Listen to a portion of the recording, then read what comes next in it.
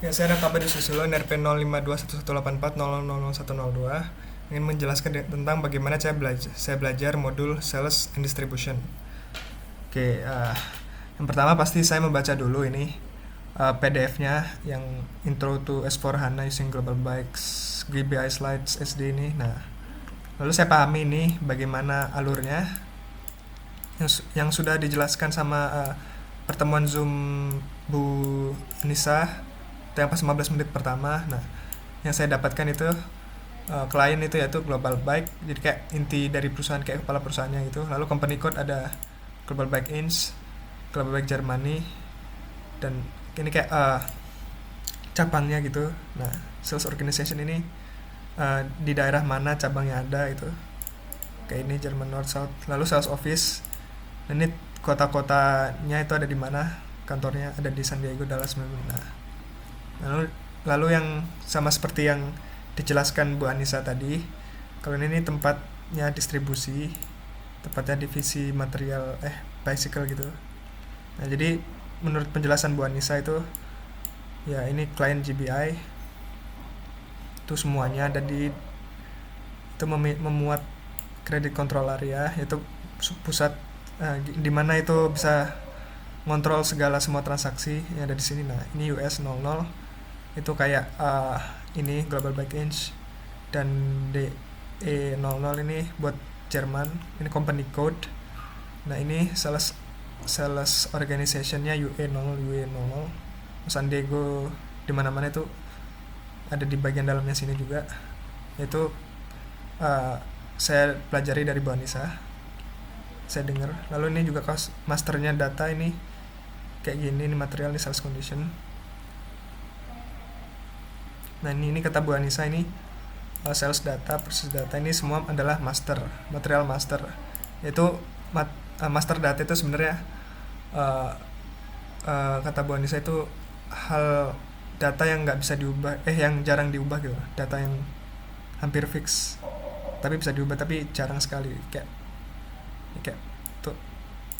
untuk harga ini, diskon tax ini juga termasuk master data.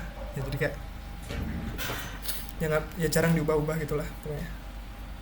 Nah, lalu Bu Anissa juga menjelaskan ini tuh apa saja. Nah, kata Bu Anissa ini itu pre-sales activities, yaitu kegiatan apa saja yang dilakukan sebelum ada sales activities. Nah, ini kalau di step ini menurut saya ya, ini ada create new customer, create contact person, sama BP relationship.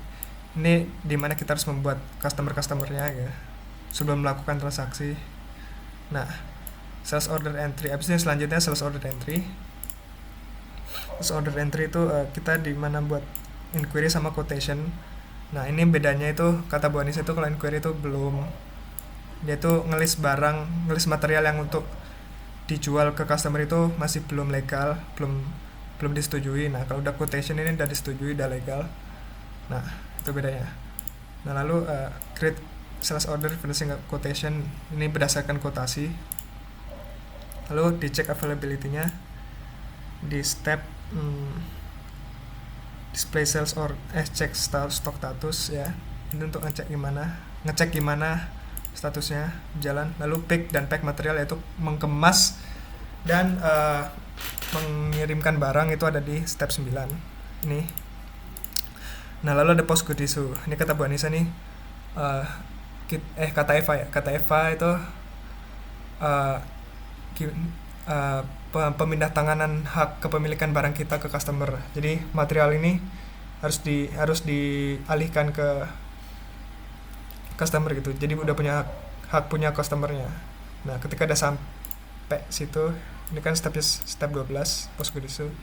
Nah, lalu ada invoice customer, yaitu ketika material udah sampai ke customer, lalu customer pasti harus membayar dong apa yang diterima. Nah, itu kita bisa ngasih invoice ke customer untuk dibayar sesuai dengan tagihannya.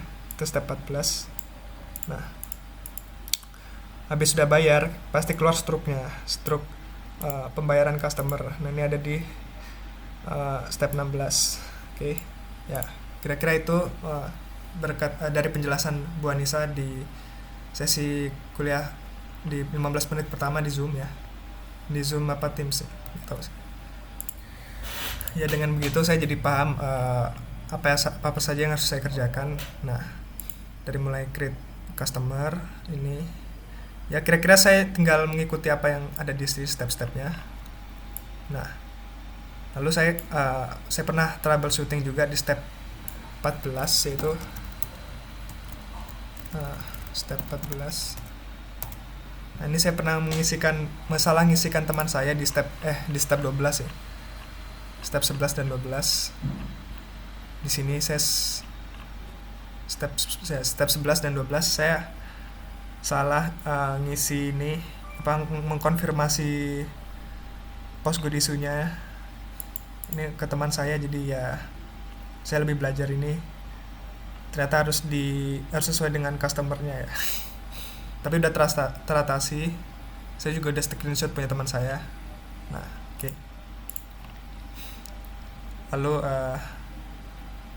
Lalu ada teman saya juga yang satu lagi itu nggak sengaja melakukan step 14, yaitu create invoice.